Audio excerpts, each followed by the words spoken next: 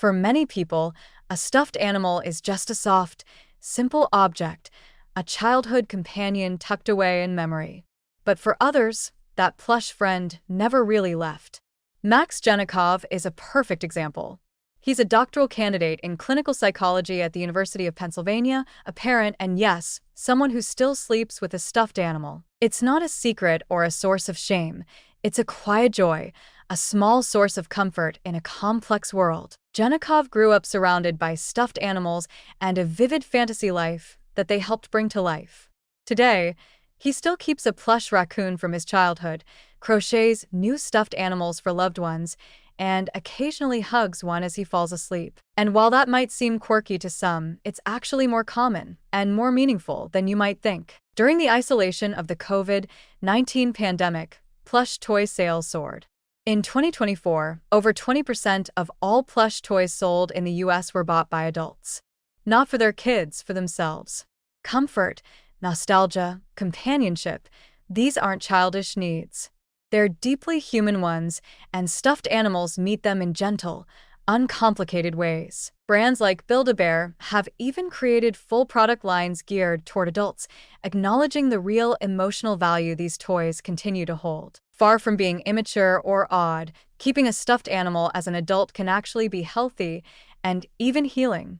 Therapists like Dr. Jessica Lamar in Seattle regularly use them in trauma work with adults. Patients will create a bear that represents their inner child, a tangible way to reconnect with a part of themselves they may have needed to protect or heal.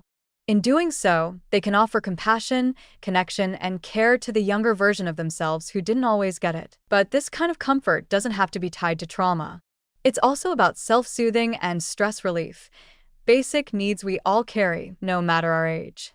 A familiar stuffed animal might remind you of a parent, a sibling, a moment in time when things felt safer or simpler. It might just be soft and warm and nice to hold after a long day. That's enough. That's human. Sleep psychologists, too, see the value.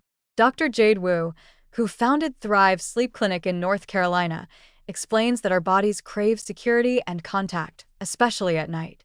Throughout our evolution, we've been conditioned to sleep best when we feel safe, surrounded by people we trust. For someone who lives alone or feels vulnerable, a stuffed animal can fill in a small part of that need for closeness.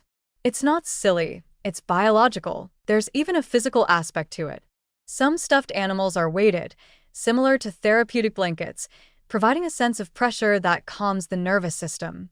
That pressure can help the body relax, slow down, and signal that it's time to sleep. And because scent and touch are powerful memory triggers, the feel or smell of a long-kept plush can act as a personal cue for winding down, a bedtime ritual rooted not in childhood habits, but in mindful, adult self-care. Of course, as with anything, there's balance. If someone becomes overwhelmingly distressed when separated from their stuffed animal, or uses it to avoid all emotional discomfort, it could point to deeper issues that need attention.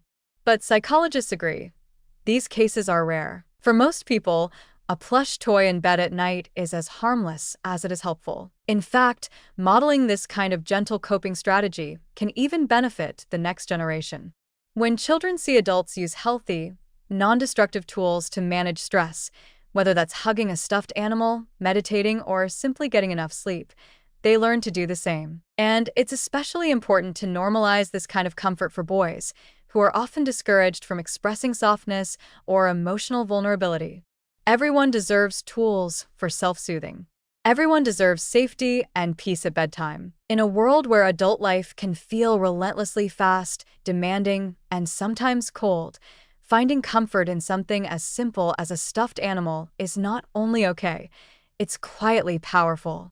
It doesn't require a prescription, it doesn't come with side effects, and it asks for nothing in return. It's just there, like a friend, waiting quietly on the bed or the shelf. And if it helps someone feel just a little more relaxed, a little more secure, or a little more rested at the end of the day, then that's something worth celebrating, not hiding. It's proof that comfort can come in soft shapes, that healing can happen in the smallest rituals, and that growing up doesn't mean giving up the things that make us feel whole. So if you've kept your childhood bear, or bought yourself a new one as an adult, you're not alone. You're not strange. You're simply human, and you're allowed to be comforted.